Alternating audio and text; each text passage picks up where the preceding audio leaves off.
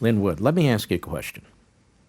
You've sued the Washington Post. It's a major corporation. I mean, it's owned by Bezos, the wealthiest man on the face of the earth. Amazon, obviously. He's a liberal, cannot stand the president, so he buys a newspaper that's gone broke. And you've sued them for a total of $250 million. True. And they issued some kind of a milquetoast. It wasn't even an apology, explanation. It was not an apology. It was not, right? It was an excuse. It was an excuse. Tell me about that. Well, so there's no misconception. It was not a correction. It was not a retraction. And there was no apology. If you look at what the Washington Post actually did, Mark, is they almost patted themselves on the back and trying to say, well, here's what we reported, and it turned out later we were wrong, and we said that, so pat us on the back, our reporting was accurate.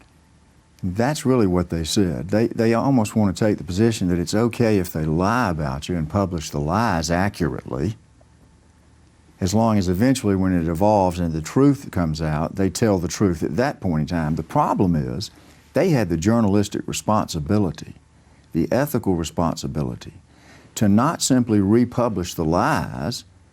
They had a duty to investigate first before they put out those statements about this young boy, before they repeated the accusations of Nathan Phillips, who was an activist with an agenda.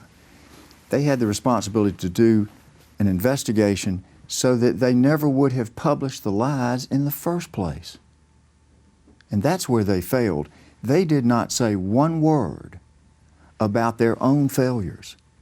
They did not mention one word, even attempting to say that they had thoroughly or even attempted to investigate. They had no acknowledgement of their wrongdoing.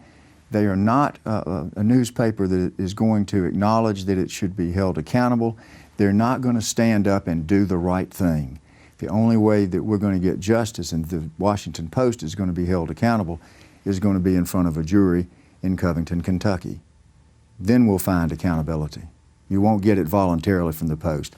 The media is incapable, the mainstream media is incapable of standing up and acknowledging their mistakes, committing to the idea that they will do better.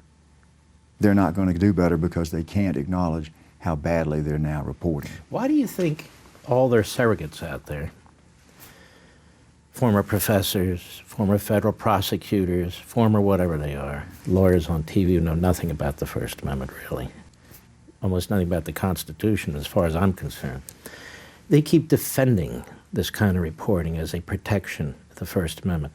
We know, we just discussed, that's not true historically. That's number one. And number two, these are major corporations. They're not just newsrooms. And it has an effect. CNN did a hell of a number on your client, Nicholas Sandmann. And I'm just wondering, and they're not the only one. Oh no, the list is long. So what happens next? CNN was probably more vicious in its direct attacks on Nicholas than the Washington Post.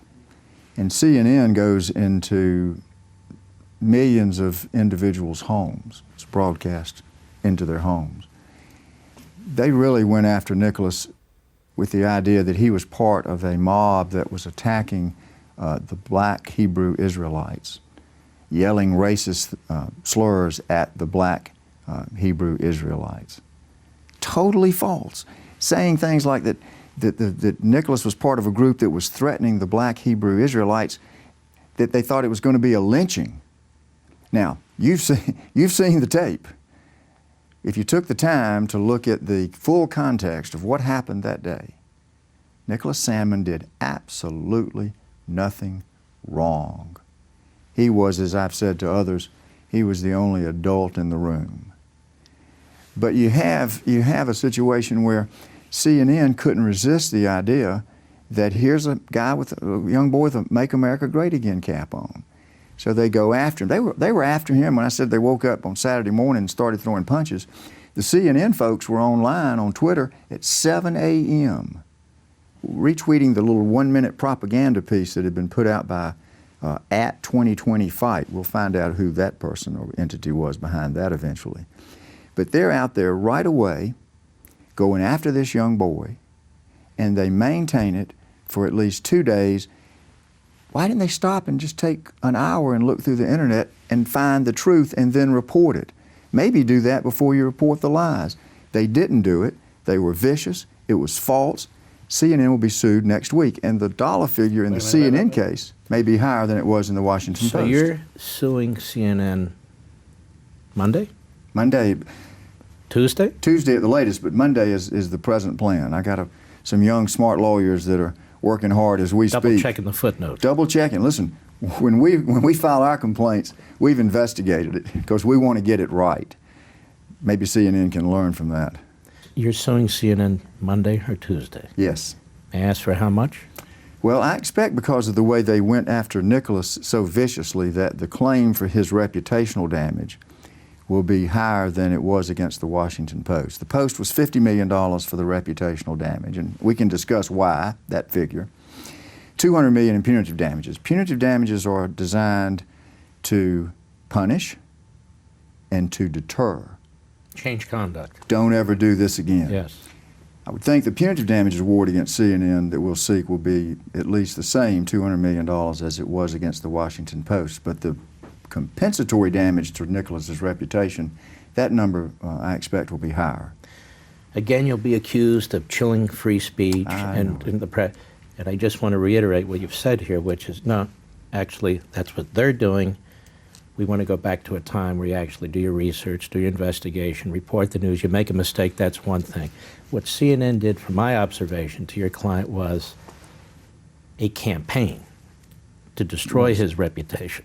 I mean, it was over and over, and they brought in guests to talk about your client. They did. Then they brought in experts to talk about your client, all operating off of the same false narrative that CNN and others promoted.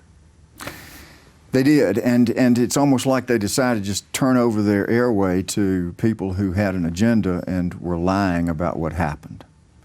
And it was not just to attack Nicholas. Nicholas was collateral damage. The war that CNN is waging is against the President of the United States. I want to get to that as soon as we come back, and we'll be right back.